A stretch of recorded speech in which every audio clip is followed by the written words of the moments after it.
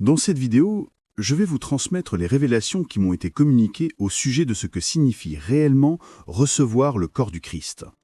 Dans la tradition chrétienne, le corps du Christ est un concept sacré, porteur de rédemption, symbole de la transmission de la vie éternelle et de la parole divine.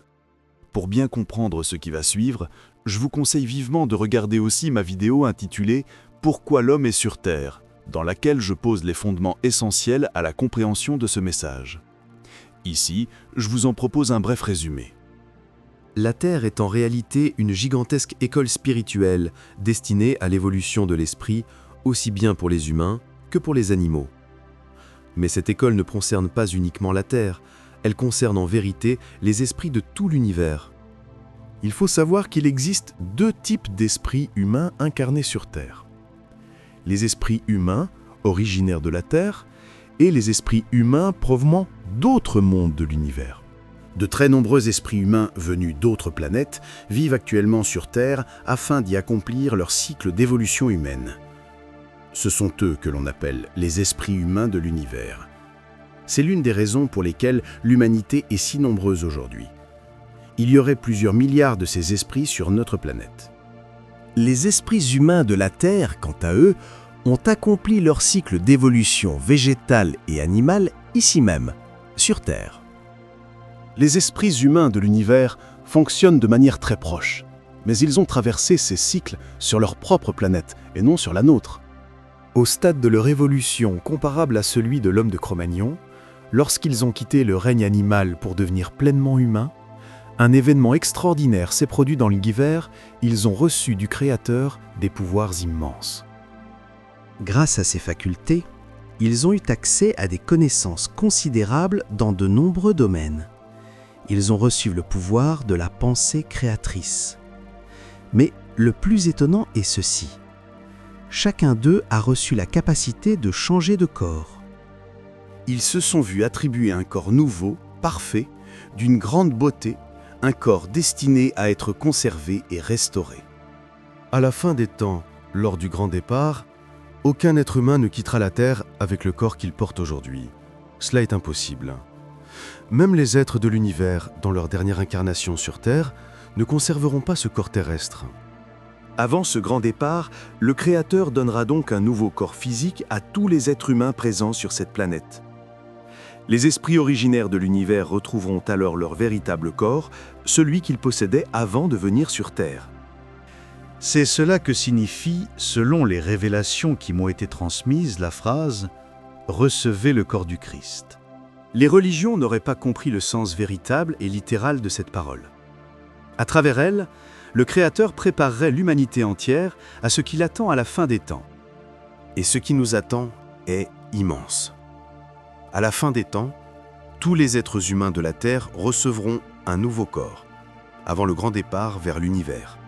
Dans l'évangile de Jean, il est écrit « Je suis le pain vivant descendu du ciel ». Cette phrase est symbolique et renferme un message profond qu'il faut apprendre à décrypter. Si quelqu'un mange de ce pain, il vivra éternellement. Celui qui mange ma chair et boit mon sang a la vie éternelle, et moi, je le ressusciterai au dernier jour. Ces paroles feraient directement référence à ce nouveau corps que l'homme recevra à la fin des temps, afin d'accéder à la vie éternelle avant le dernier jour du cycle de l'évolution humaine. « Je suis le pain vivant » signifie en réalité « je suis le corps vivant ». Ce corps vivant est un corps divin, descendu du ciel. Manger ce pain signifie vivre. Et vivre avec ce pain signifie vivre dans ce nouveau corps. Celui qui vit dans ce corps reçoit la vie éternelle. Pour obtenir la vie éternelle, il faut recevoir un nouveau corps et des pouvoirs. Recevoir ce corps, c'est recevoir la transmission de la vie éternelle. Recevoir ces pouvoirs, c'est recevoir la transmission de la parole divine.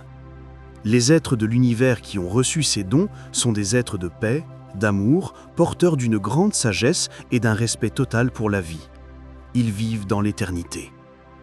D'après les révélations qui m'ont été transmises, chaque être humain de cette planète devrait recevoir ce nouveau corps aux alentours de l'année 2070, juste avant le grand départ. Ce nouveau corps sera reçu pour toute l'humanité juste après la résurrection d'entre les morts. J'ai fait une vidéo à ce sujet. Et avant l'an 2100, il n'y aurait plus aucun être humain sur Terre. Et si tout ce que l'on m'a révélé n'était qu'illusion, comment expliquer que tant de traditions spirituelles décrivent, depuis des millénaires, un même horizon?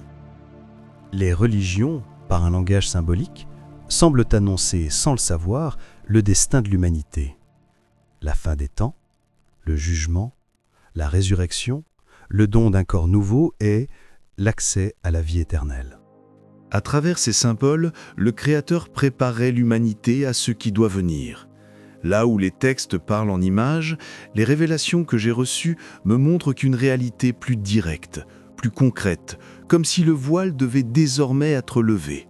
Des êtres venus d'ailleurs, présents depuis longtemps sur Terre, seraient appelés à retrouver leur véritable nature au moment ultime. Ce que les religions ont traduit par des paraboles, des métaphores, serait en réalité un processus bien réel, l'effacement du karma, le pardon universel, ce que l'on nomme le jugement dernier, puis le rassemblement de toutes les âmes, la résurrection de tous les êtres. Lorsque plus aucune âme ne restera dans le royaume des morts, alors viendra le moment du don du véritable corps. Ce que les Écritures appellent « recevoir le corps du Christ » prendrait alors tout son sens. Un corps de lumière, un corps nouveau, préparé pour le grand départ. Je suis le pain vivant descendu du ciel, non comme une simple image, mais comme la promesse d'une transformation, celle d'un corps qui ouvre à la vie éternelle. Ce message n'impose rien. Chacun est libre d'y voir une vérité, un symbole, ou simplement une réflexion. À chacun de prendre ce qui résonne en lui.